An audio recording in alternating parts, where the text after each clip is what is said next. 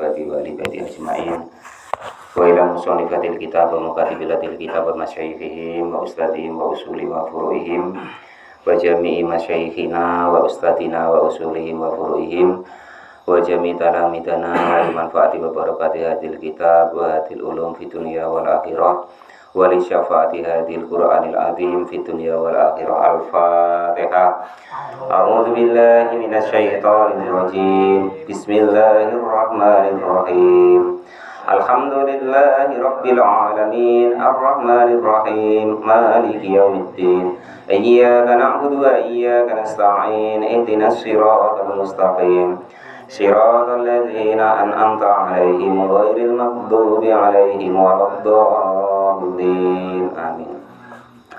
Bismillahirrahmanirrahim. Qala al-mu'allif rahimahullah wa nafa'ana wa nafa'ani bi ulumi fid darini amin ya rabbal alamin. A'udzu billahi minasy syaithanir rajim. Allahu la ilaha illa huwal hayyul qayyum. La ta'khudhuhu sinatun wa la nawm. Lahu ma fis samawati wa ma fil ardh. Man dzalladzi yashfa'u indahu illa bi'idhnihi. Ya'lamu ma baina aydihim wa ma khalfahum wa la yuhituna bi syai'in min ilmihi illa bima syaa. Wasi'a kursiyyuhu as-samawati wal arda wa la ya'uduhu hifdhuhuma wa huwal 'aliyyul 'azim. Allahu la ilaha illa huwal hayyul qayyum. Nah, saya terangkan dahulu salah satu riwayat daripada turunnya daripada ayat kursi ini, yaitu ketika baginda Nabi lagi duduk-duduk bersama para sahabat. Ketika itu terdengar suara gemuruh seolah-olah langit itu akan runtuh. Maka para sahabat bertanya, ada apa wahai Rasulullah? Maka baginda Nabi pun akhirnya bertanya kepada malaikat Jibril, kenapa malaikat Jibril ini seolah-olah kok langit akan runtuh? Ini wahai baginda Nabi, ini malaikat berjuta-juta malaikat pada turun. Lah kenapa? Ini ayat yang diturunkan saat ini adalah ayat yang berbeda. Nah, ini dinamakan ayat kursi karena kan di situ ada kata-kata kursiyus samawati. Nah, itu sebenarnya ini namanya ayat tauhid. Nah, kalau orang-orang para ulama mengatakan ini termasuk salah satu adalah ayat tauhid. Kalau surat tauhid itu surat Ikhlas atau Qulhu. Nah, kalau ayat tauhid itu ayat kursi ini. Nah, itu. Kalau manfaat dan manfaatnya yang biasanya ditanyakan Pak Janis boleh begitu banyak. Kalau diterangkan 2 minggu udah habis Pak Janis. Nah, itu ya. Salah satu ibaratnya itu kunci utama, salah satu yang biasanya dimanfaatin oleh orang itu adalah untuk mengusir jin. Nah, itu salah satunya. Namun intinya ayat kursi ini adalah berjuta manfaat. Nah, karena turunnya ini adalah istimewa. Tidak ada ayat-ayat lain yang turunnya itu seperti turunnya ayat kursi ini. Ya, salah satunya nanti untuk mengusir jin atau setan. Nah, itu cuman ini jazanya Pak Janis ya. Nah, biasanya orang kalau membacakan ayat kursi kepada jin itu ditirukan. Cuman salah satu rahasianya nanti Pak Janis baca lafaz wala ya'uduhu hifdhuhuma wa huwal 'aliyyul 'azim. Terus wala ya'uduhu hifdhuhuma itu Pak Janis baca 3 kali. Maka sekali itu dia menirukan, yang lainnya dia tidak bisa menirukan. Nah, itu salah satunya. Kalau tetangganya, kawannya, nah itu kok kebetulan yang seperti itu. Cuman jangan dicari. Maksudnya andai kan kok kebetulan ada yang seperti itu salah satunya. Dan masih banyak hal yang lain manfaat dan barokah daripada ayat kursi ini. Namun untuk kita yang ngaji bukan masalah itunya. Tetapi masalah inti daripada ayat kursi ini semua-muanya adalah menerangkan kebesarannya sifat-sifat inti dari Allah Subhanahu wa taala. Yang pertama, Allahu la ilaha illa Allahu, adapun Allah itulah ilaha, tidak ada Tuhan. Nah, sebenarnya kalau dalam kata-kata orang-orang tauhid itu nanti ada namanya isim yang dibuang. La ma'buda bil haqqi fil wujud. Nah, gitu. Jadi tidak ada Tuhan yang wajib disembah dengan sebenar-benarnya atau yang sewujud-wujudnya. Illa huwa, kecuali Allah. Nah, itu. Ngapa kok di sini dalam tafsirannya salah satunya Imam As-Suyuti menerangkan bahwasanya la ma'buda bihaqqi fil wujud, ya kan? Loh, kok Allah, padahal kan kalau kita secara mata dohir kan nggak nampak Allah itu. Kenapa ibaratnya dalam tafsirnya Kak lebih nyata di dalam wujudnya? Itu karena begini. Para ulama itu seumpama ini kita ini namanya apa, tempe goreng. Tempe goreng ini kan wujud dalam dohir kita, tetapi lebih wujud lagi orang yang buat atau goreng tempe ini. Nah, itu maksudnya tuh begitu oleh para ulama itu. Nah, kira-kira macam mana lah ya supaya kita masuk di akal kita tuh ya. Ini barang wujud, tetapi lebih wajib wujud lagi yang buat atau yang goreng tempe ini. Lah gitu loh. Andai kan tidak ada yang goreng tempe ini atau membuat tempe ini, maka tempe ini tidak akan wujud. Berarti kan yang lebih wujud, walaupun dia tidak buat tempe, kan walaupun tempe ini nggak ada, kan yang buat tetap ada. Nah, andai kan tempe ini dibuang, kan tetap yang buat ada. Itu maksudnya tuh wajib wujudnya tuh begitu. Nah, jadi wajibul wujud, yang lebih wajib wujudnya. Nah, itu. Jadi pertama tadi tempe ini ada. Tetapi andaikan kok tempe ini nggak ada, tetap yang buat tempe itu pasti lebih ada. Yang lebih ada itu tadilah disebut namanya wajibil wujud, yang lebih wajib adanya. Itu maksudnya kurang lebihnya. Ini yang harus ditekankan di dalam hati. Makanya kalau ulama-ulama yang agak istilahnya itu makrifatnya tinggi, itu seperti itu. Pak, nanti Pak ya masih ngaji ya, bentar lagi ya. Nah, itu seperti itu. Jadi kira-kira bisa dipahami tidak? Bisa ya. Jadi tempe ini wujud. Tetapi andaikan kok tempe ini nggak ada, atau yang buat tempe ini tentu lebih wujud daripada tempe ini. Andaikan kok tempe ini tidak dibuat, kira-kira yang buat itu masih ada nggak? Tetap masih ada. Lah, maka seperti itulah oleh para ulama namanya wajibil wujud. Nah, itu seperti itu ya. Jadi sifat Allah itu awalnya wujud. Sifat Allah itu wujud. Kenapa kok wujud? Karena yaitu tadi sesuatu yang ada itu tentu akan ada yang membuat. Dan walaupun sesuatu yang dibuat itu tidak ada, yang buat tentu tetap ada. Macam mana kira-kira Pak Agus? Masuk udah itu. Jadi sesuatu itu ada, ya kan? Ini tempe ini ada karena ada yang mengadakan. Dan walaupun tempe ini tidak ada, yang buat atau yang mengadakan tempe tadi ada, tetap wajib ada.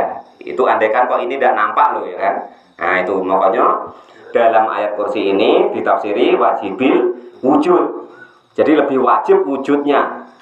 Nah, karena walaupun tempe itu tidak ada, mungkin dia buat yang lain. Tetapi itulah bukti wujudnya pembuat. Lah, pembuat atau pencipta tadi itu yang disebut namanya wajibil wujud, yang wajib adanya. Lah, keimanan kita tuh harus, kalau bisa itu kita capai dengan seperti itu, gitu loh. Jadi dunia ini ada. Nah, ini dunia ini, andai kan nggak ada, yang buat dunia ini lebih ada. Lah, itu loh. Itu begitu. Jadi dunia ini wujud karena ada yang mewujudkan. Walaupun toh andaikan dunia ini tidak ada, yang mewujudkan dunia tetap ada. Nah itulah disebut namanya wajibil wujud, yang wajib wujudnya. Nah itu maksudnya begitu. Nah itulah kalau dalam bahasa kita Islam namanya Allah Subhanahu wa Ta'ala. Nah itu supaya kita tuh enggak jadi ateis. Nah, enggak jadi orang yang tidak bertuhan. Ya, jadi yang mewujudkan sesuatu itu tentu lebih wajib adanya. Lah, yang lebih wajib adanya tadi dalam bahasa tauhid disebut wajibil wujud, sesuatu yang wajib adanya. Nah, kan gitu. Lah, yang wajib adanya itu tadi dalam bahasa kita Islam disebut Allah Subhanahu wa Ta'ala. Lah, nerangkannya pokoknya begitu. Ya, itu. Jadi kira-kira sudah paham nih ya, ini bahaya masalahnya Pak Dar. Ini tentang hati dan tauhid masalahnya. Inti dari segala yang kita pikirkan, yang kita pokoknya itu intinya. Bahwa Allah itu wajibil wujud. Nerangkannya bagaimana? Contoh tadi. Barang ini ada karena ada yang membuat. Ya kan? Lah yang membuat tempe ini, saya contohkan tempe, berarti yang membuat tempe itu lebih ada daripada tempenya. Lah berarti andaikan tempe ini tidak ada, yang buat tempe tetap ada. Dan seterusnya contoh-contoh yang lain begitu. Ya, itu namanya wajib wujudnya. Nah, ya, karena wajib wujudnya itulah kalau bahasa kita disebut Allah Subhanahu wa Ta'ala. Nah, itu begitu dalam tauhidnya ya. Itu jangan sampai keliru, itu harus dipegang dalam hati hingga sampai kita tidak ada. Makanya kalau orang-orang yang torekoh itu biasanya ya kan, la ilaha illallah. Nah, ini kan kata Allahu la ilaha illa huwa, atau la ilaha illallah, huwa itu ya Allah. Lah kan gitu. Nah itu. Jadi tidak ada Tuhan yang sebenar-benarnya maujud atau yang sebenar-benarnya wajib kita sembah atau kita abdi kecuali hanya Allah Subhanahu wa Ta'ala. Lah itulah di sini ditafsirnya itu la ma'buda bihaqqin fil wujud.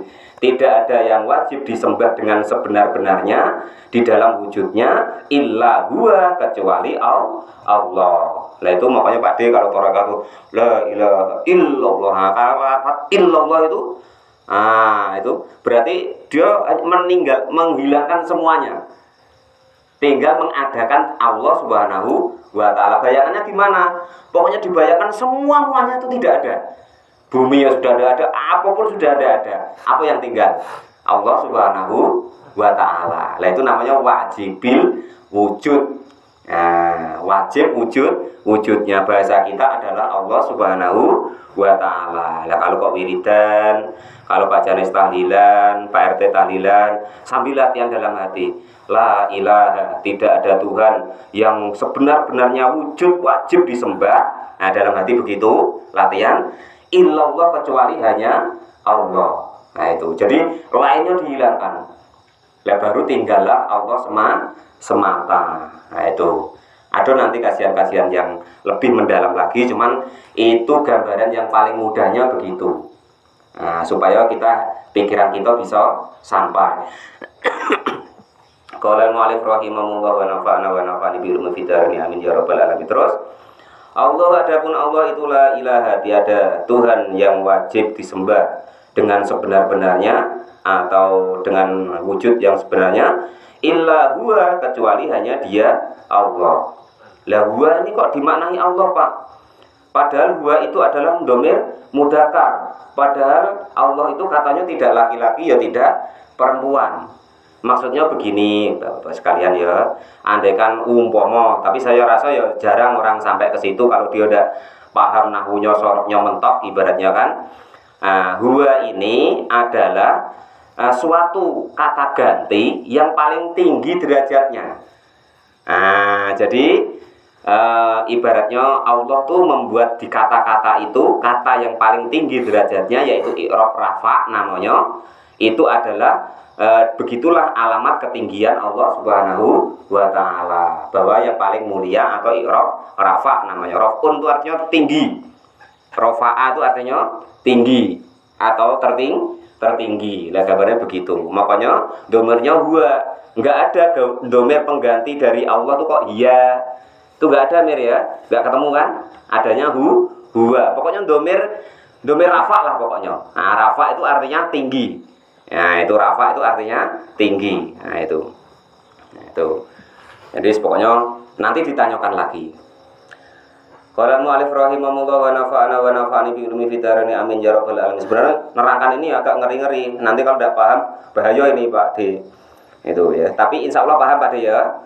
Nah, jadi ngapa kok Allah tuh lebih wujud? Yaitu tadi tempe ini wujud ada, tapi yang buat tempe tentu lebih ada. Jadi walaupun dia tidak buat tempe atau tempe ini tidak ada, Batur ya, tetap yang buat ada. Samalah dengan kita itu, Allah tuh ya begitu. Walaupun kita yang kita nampak ini ciptaan-ciptaannya, tapi andaikan ciptaannya ini enggak ada, tentu yang buat lebih ada. Lah, yang membuat atau yang mewujudkan sesuatu itulah kalau dalam bahasa kita disebut Allah Subhanahu wa Ta'ala. Ya, pokoknya begitu ya.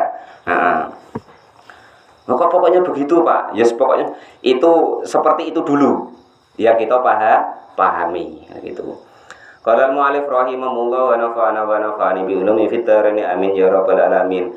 Al-hayyu huwa adapun Allah itu al-hayyu, zat yang hidup. Ada imu yang selama-lamanya, al-baqa'u yang tiada akhirnya. Nah, itu Allah itu zat yang hidup, yang ibaratnya kekal selama-lamanya. Kalau kita ciptaan makhluk itu bisa rusak, bisa mati dan segala-galanya, maka Allah adalah zat yang hidup. Maka kita harus bahagia punya Tuhan yang hidup selama-lamanya. Al-Qayyumu yang berkuasa, al-mubaligu yang sangat fil qiyami di dalam kekuatannya, bitadbiri khalqihi di dalam mengatur makhluk-makhluknya Allah Subhanahu wa Ta'ala. Nah, kita tahu makhluk-makhluknya Allah ada yang begini, ada yang begitu, ya kan? Bahkan sungguh hebatnya Allah itu buat manusia sedunia itu loh. Desainnya itu kok bisa beda-beda. Ya kan, desainnya bisa beda-beda. Yang katanya kembar pasti ada bedanya Pak Dar. Nggak mungkin kembar persis, nggak mungkin. Itulah hebatnya Allah, desain itu berbeda. Lah kalau coba pabrikan, kalau buat kan begitu ke begitu sama paling warnanya yang berbeda. Tapi sungguh Allah itu Maha Kuasa, sungguh Allah itu Al-Qayyum yang membuat makhluknya itu bisa berbeda-beda. Nah itu seperti itu. Nah itu makanya di situ wa Al-Hayyu, Allah zat yang hidup tadi dibuat ibaratnya tuh oleh Fir'aun dulu ketika oleh Nabi Musa ketika Fir'aun istilahnya ngaku Tuhan. Nah, dibuat dalil oleh Nabi Musa bahwasanya Allah menurunkan yaitu Tuhannya bapak-bapak kalian sebelum adanya kalian. Nah ya makanya itu Musa sehebat itu ternyata Fir'aun sehebat itu ternyata mati, tidak bisa hidup selama-lamanya. Makanya habis akal Fir'aun itu kalah dengan Nabi Musa. Yang walaupun sebenarnya dia itu mau iman, ya kan? Tapi kalau diridu setan terus, bahkan ketika Fir'aun itu nak tenggelam, itu sebenarnya dia tuh nak ngakui bahwa Allah itu tuh Tuhan. Cuma sudah saking jengkelnya juga memang mungkin takdirnya seperti itu. Ketika mau mengucapkan la ilaha illallah didublek lendut lautan sama malaikat Jibril. Nah itu seperti itu. Makanya ketika ditemukan itu Fir'aun yang di zaman Nabi Musa itu mulutnya ada bekas tanah daripada lumpur lautan. Itu seperti itu salah satu buktinya. La ta'khuduhu sinatu wala naum. Nah, ini yang sering Pak Janis dan kawan-kawan itu kalau baca agak nggak pas bacanya, biasanya sinatan, jangan sinatau. Kakak tahu ya, sinatu wala naum. Nah itu ini harus diperhatikan karena nanti maknanya berbeda. La ta'khuduhu tidak terjadi di Allah gitu loh. Apa sinatun ngantuk, ainu asun ngantuk. Jadi Allah itu tidak pernah ngantuk. Wala naumun juga Allah tidak pernah ada sifat dia itu tidur. Nah, tapi nanti kalau Kang Kanto baca sinatan, nah itu jadi maf'ul Kang. Nah, itu. Jadi Allah tidak tidak terjadi di Allah sinatan kepada ngantuk. Jadi nggak pas. Nah, jadi tidak akan menyentuh Allah sifat ngantuk. Nah, itu yang pas, yang benar, ya. Itu. Jadi di Allah itu tidak tersentuh sifat ngantuk, tidak terjadi ngantuk macam kita ini tidak. Wala naumun, dan juga Allah tidak pernah tidur. Lahu itu bagi Allah apa ma segala sesuatu. Lahu itu bagi Allah ma adapun segala sesuatu fis samawati yang ada di langit, wa ma dan segala sesuatu fil ardi yang ada di bumi, baik mulkan kerajaannya, wal khalqan dan juga ciptaannya, wa abidan dan juga hambanya. Jadi pokok muanya itu hanyalah milik Allah Subhanahu wa ta'ala. Kalau apapun yang terjadi di kita, entah kita nak punya sifat sombong, sum'ah, segala macam, asal kita ingat bahwa semuanya itu punyanya Allah, nak pelit, nak apa, tidak jadi. Karena kita ingat bahwasanya muanya adalah miliknya Allah Subhanahu wa ta'ala. Tapi kata Pak Janes, loh tapi Pak, saya tahajud, saya sholat, saya ngaji, ini itu. Muanya itu bukan milik kita. Kita bisa ngaji, kita bisa ini itu fadl atau kekuatan yang diberikan oleh Allah Subhanahu wa ta'ala. Coba kita tengok yang tidak dikasih kekuatan sama Allah, tidak mampu. Apapun itu yang kita kerjakan itu adalah fadl atau karunianya Allah Subhanahu wa ta'ala yang diberikan kepada makhluknya. Man dzalladzi yashfa'u indahu illa bi'idni. Man adapun itu siapa? Dzalladzi seseorang, aila ahadun, artinya tidak ada satupun yasfa'u yang bisa menolong indahu di hadapan Allah Subhanahu wa ta'ala illa bi'idnihi, kecuali dengan izinnya Allah Subhanahu wa ta'ala, lahu bagi man fiha di dalam syafa'ah. Jadi apapun yang terjadi, kalau Allah itu tidak izin, ya tidak akan terjadi. Loh, ini yang banyak kadang kita salah paham. Wah, dukun itu hebat, ini itu. Andai kan Mas Is disantet orang, kok terjadi nian mempan, itu bukan kok dukunnya itu yang hebat, Mas Adat ya. Tetapi memang Allah mengizinkan bahwasanya terjadi seperti itu karena izinnya Allah Subhanahu wa ta'ala. Kalau Allah tidak izin ya tidak mempan. Seperti yang dicontohkan para ulama kita, para sahabat. Kalau yang pas tidak izin ya enggak mempan. Begitu loh. Nah itu. Qala al-mu'allif rahimahullah wa nafa'ani bi ulumi fitarin amin ya rabbal alamin. Enggak ada. Wis pokoknya yang Allah izin ya. Kalau Allah enggak izin mempan ya enggak mempan. Kalau Allah izin mempan ya mempan. Jadi keyakinan kita harus mulai kita rubah. Jangan sampai kita mempunyai keyakinan, wah dukun itu hebat, bisa ini itu. Tidak ada yang seperti itu. Keyakinan kita harus kita luruskan. Andaikan beliau-beliau itu atau siapapun berhasil atas tujuannya, itu atas karena izinnya Allah Subhanahu wa ta'ala. Kalau Allah tidak izin juga mempan. Banyak sekali contohnya. Kalau yang Allah izin ya mempan. Nah itu seperti itu. Qala al-mu'allif rahimahullah wa nafa'ani bi ulumi fitarini amin ya rabbal alamin. Ya'lamu ma baina aydihim wa ma khalfahum.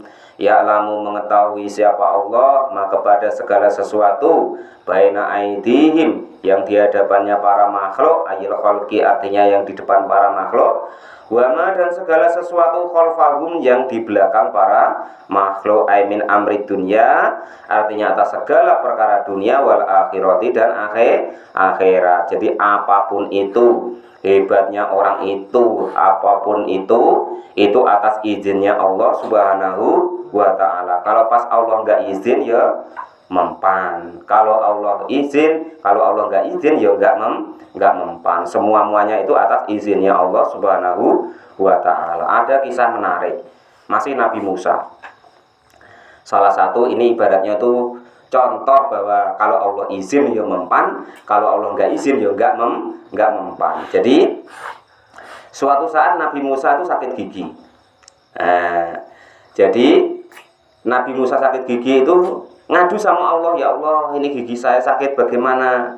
Akhirnya apa? Allah merintahkan kepada Nabi Musa untuk mengobatinya dengan suket teki. Bahasa di situ suket teki. Setelah itu suatu saat Nabi Musa sakit lagi, sakit gigi lagi kumat. Lah dia sakit gigi lagi kumat, itu dia tidak minta Allah tapi langsung wah kemarin obatnya suket teki. Lah diminumlah lagi suket teki itu ya tidak mempan. Karena kemarin kan izin sama Allah. Kalau yang kedua ini dia tidak izin sama Allah, dia cuma ngambil manfaat dari suket teki. Tetapi kalau nggak izin dari Allah, ya nggak mempan. Akhirnya apa? Dia mengadu lagi sama Allah, ya Allah, loh kemarin saya obat ini suket teki sembuh kok, ini kok tidak sembuh. Lah kemarin kan kamu izin dengan aku, kalau yang sekarang ini kan kamu nggak izin. Ya situlah nak kau habisin suket teki terserah. Tapi ya kalau aku nggak izin ya tidak sembuh. Lah kan begitu. Itu salah satu ibaratnya contoh-contoh bahwa nabi-nabi Allah seperti itu. Kalau Allah izin ya sembuh. Sama dengan kita. Terkadang ibaratnya Pak Agus atau siapa berobat ecek-ecek. Ibaratnya tuh mungkin ke tempat Pak Dar, bismillah.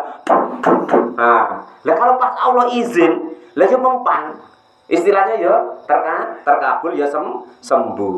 Walaupun nanti kiai dogdeng, kalau pas Allah nggak izin ya nggak mempan. Jadi itulah salah satu fungsi daripada ayat kursi, bahwasanya itu adalah segala sesuatu itu atas kendalinya Allah Subhanahu wa ta'ala. Asal Allah izin ya nanti itu mempan atau manjur kalau kok obat. Kalau Allah ndak izin, ya ndak mempan atau nggak manjur kalau obat. Lah itu. Ya kita kan sering. Wah kemarin sakit kepala ya kan, minum bodrek selesai lah. Lah besoknya lagi, loh kok nggak mempan lagi? Lah karena pas Allah nggak izin. Lah itu seperti itu gambarannya. Lah kalau kok memang obat-obat itu selalu mampu menyembuhkan, ndak payah kita ke dokter.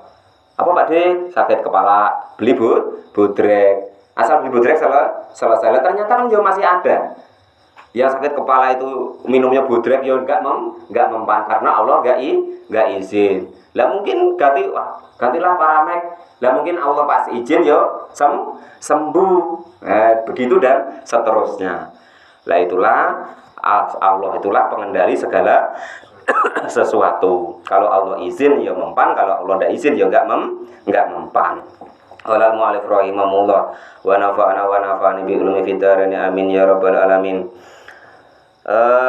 Ya'lamu ma baina aydihim wa la yuhituna, dan tidak akan tertutupi bisain dengan segala sesuatu min ilmihi dari ilmunya Allah Subhanahu wa ta'ala.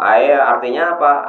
La ya'lamuna, artinya tidak akan mengetahui syai'an kepada sesuatu min maklumatihi, dari pengetahuannya Allah Subhanahu wa ta'ala. Artinya tidak ada segala sesuatu apapun itu yang Allah itu tidak ketahui. Semuanya Allah ketahui. Artinya itu Allah mengetahui segala sesuatu, dan juga Allah ya bisa menutupi segala sesuatu yang Allah kehendaki. Illa bima, kecuali dengan sesuatu syaa yang berkehendak siapa Allah. Aya'lamuhum, artinya memberitahukan siapa Allah hum kepada khalqun bihi dengan ma. Minha, sebagian daripada bahwa Allah izin mengetahuikan atau tidak itu bi ikhbari rasuli, dengan menghabarkan atau memberikan kabar tentang utusan-utusannya Allah Subhanahu wa ta'ala. Artinya apa? Ilmu atau pengetahuan ya kan, atau apapun itu yang sifatnya itu pengetahuan, itu kalau Allah izin dapat ya dapat, kalau Allah enggak izin dapat ya enggak dapat. Nah itu. Lah andaikan kok ilmu itu atau ilmunya Allah itu dengan masalah-masanya belajar, lah tentu yang ngaji mondok lama-lama itu tentu harus lebih pinter atau lebih tahu. Lah ternyata ya banyak yang mondok yang belajar lama itu tidak diberi pengetahuan oleh Allah Subhanahu wa ta'ala. Contoh salah satu ulama kita yaitu Ibnu Hajar al-Asqalani. Beliau itu ngaji belajar 40 tahun. Nol besar nggak tahu apa. Akhirnya kecil hati. Balik, ya kan? Pas balik kebetulan hujan lebat, mampir ke sebuah gua. Lah mampir ke sebuah gua itu nengok ada air yang netes di batu. Lah batu itu kebetulan kena tetesan air itu lekok. Nah, semakin dalam dalam. Lah itulah akhirnya beliau mendapat ilmu lagi, baru mendapat ilmu, baru mendapat hidayah. Yang 40 tahun tidak dapat ilmu apa-apa, karena dapat hidayah nengok mikirkan kekuasaannya Allah tadi, air yang setetes bisa melekokkan batu. Karena lamanya masa. Nah ini berarti 40 tahun ini saya kurang lama. Akhirnya balik mondok lagi. Yang batu bisa lekok, masa kok hatiku tidak bisa mendapatkan ilmunya Allah Subhanahu wa ta'ala. Belum dapat ilmu selama 40 tahun tadi karena Allah belum izin, Allah baru memberikan ilmu-ilmu tersebut. Nah itu seperti itu. Tapi karena usahanya, mungkin Allah ridho, Allah nengok, wah betul-betul ini sekarang enggak main-main. Nah mungkin baru dikasih ilmu oleh Allah Subhanahu wa ta'ala. Wasi'a kursiyyuhu samawati wal arda wa la ya'uduhu hifdhuhuma wa huwal 'aliyyul 'azim. Wasi'a, luas apa kursiyyuhu, kekuasaannya Allah Subhanahu wa ta'ala. As-samawati yang meliputi langit, wal arda dan bumi. Loh Pak, enggak dimaknai kursi. Kursi itu dimaknai dengan kekuasaannya Allah Subhanahu wa ta'ala. Artinya makna-makna yang perlu dimaknai lain, tidak makna aslinya. Inilah salah satu contoh ayat-ayat bahwa ini ayat namanya mutasabbihat atau harus kita artikan dengan arti lain, bukan kok Allah itu duduk di kursi. Contoh begini. Coba saya ngomong begini. Mata gual ini dalam genggaman tanganku. Itu kira-kira mata gual ini saya genggam tangan apa artinya kekuasaan? Boleh tidak kira-kira saya ngomong begitu Pak D? Boleh kan? Mata gual dalam genggaman tanganku. Tapi apakah memang mata gual ini dalam genggaman tanganku? Nah itu gambarannya ayat-ayat yang seperti ini, yang diselisih pahami dengan saudara-saudara kita yang lain. Nah itu contoh yadullah maghlula, tangannya Allah, bahwa mereka berpikiran bahwa Allah itu punya tangan. Lah makna-makna yang seperti itu yang kita oleh ahli sunnah wal jamaah dimaknai lain, artinya kekuasaan. Sama dengan saya ngomong tadi, bahwasanya mata gua dalam genggaman tanganku. Kan belum enggak kok mata gua ini saya genggam pakai tangan enggak, tapi dalam kekuasaan. Nah, itu seperti itu gambarannya ayat-ayat yang demikian itu. Ya, itu. Jadi kita tidak usah heran kalau umpama kok ada orang, wah tidak bisa ayatnya kursi, kok kursi ya kursi. Nah, bukan itu maksudnya. Tapi gambarannya kekuasaannya Allah Subhanahu wa taala itu meliputi langit dan bumi. Kila dikatakan ai ahato, artinya meliputi apa ilmuhu, pengetahuannya Allah Subhanahu wa taala bima, dengan langit dan bumi. Wakila, dan ada pendapat lain mulkahu, kekuasaannya Allah. Jadi kursi itu ada yang berpendapat ilmunya, ada yang berpendapat kekuasaannya. Wakila, dan ada yang berpendapat kursi nafsihi, ya kekuasaan dirinya sendiri Allah Subhanahu wa taala. Jadi kekuasaan dirinya Allah itu. Nah, jadi maknanya itu para ulama memaknai masing-masing. Ada yang mengatakan kursi itu maknanya ilmunya Allah. Ada yang memaknai kerajaannya atau kekuasaannya Allah. Ada yang memaknai diri sendirinya Allah itu menguasai daripada langit dan bumi. Ai mustamilun, artinya memuat alaihima. Jadi Allah itu meliputi, artinya itu menyelimuti. Nah, ada yang memaknai begitu. Alaihima, kepada langit dan bumi, li'adimatihi, karena agungnya atau besarnya Allah Subhanahu wa ta'ala. Li hadisin, karena didasari dengan keterangan hadis, mas samawatu sab'u, mas samawatu, tidak ada langit yang tujuh, tidak ada langit as-sab'u yang tujuh, fil kursiyi, di dalam kekuasaannya Allah, illa kadarahimi, kecuali seperti duit peng, sab'atin yang tujuh, ulkiyat, yang dilemparkan apa duit peng 7 ekor tadi, fiturosin, di dalam panggung, atau istilahnya itu tempat lah, gitu. Jadi langit dan bumi itu di sisi Allah itu dalam keterangan hadis itu seolah-olah 7 keping uang yang dilemparkan entah di lantai, entah di panggung, pokoknya begitulah gambarannya. Yang cuman intinya kita semua sudah berpedoman bahwasanya di ayat surat Ikhlas yang terakhir, Qul huwallahu ahad, Allahu somad, lam yalid wa lam yulad wa lam yakul lahu kufuwan ahad. Artinya apa? Pokoknya Allah itu tidak sama dengan apapun dan siapapun yang kita tengok, yang kita pernah dengar. Intinya begitu, ya. Nah itu. Asal seperti itu insya Allah sudah benar imannya tentang Allah Subhanahu wa Ta'ala.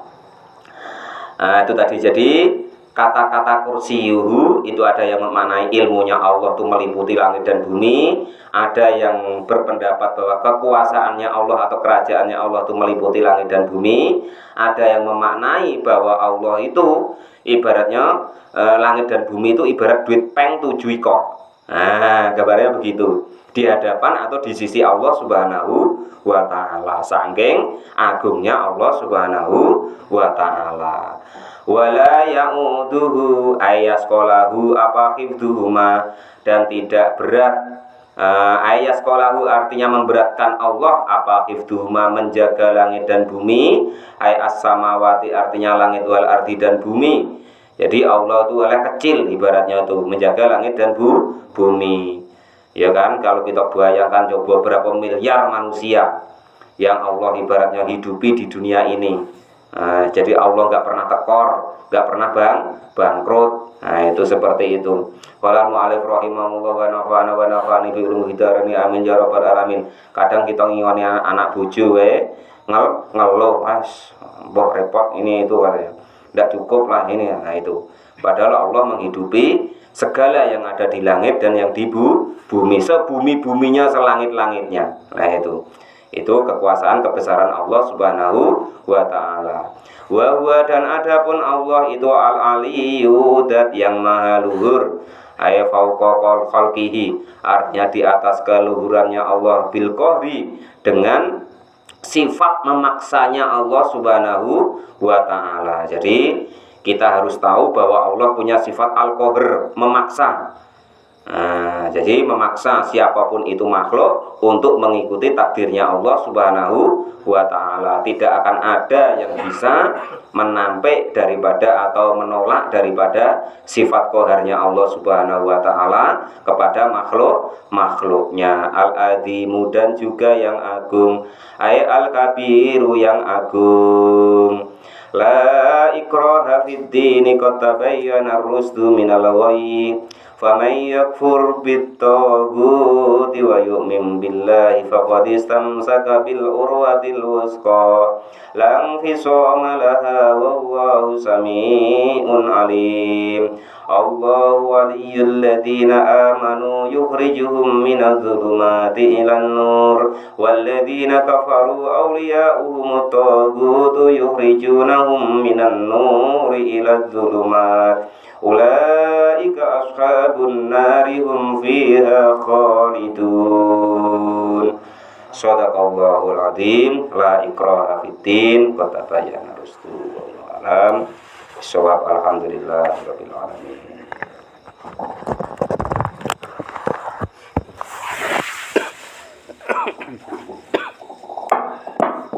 Alhamdulillah.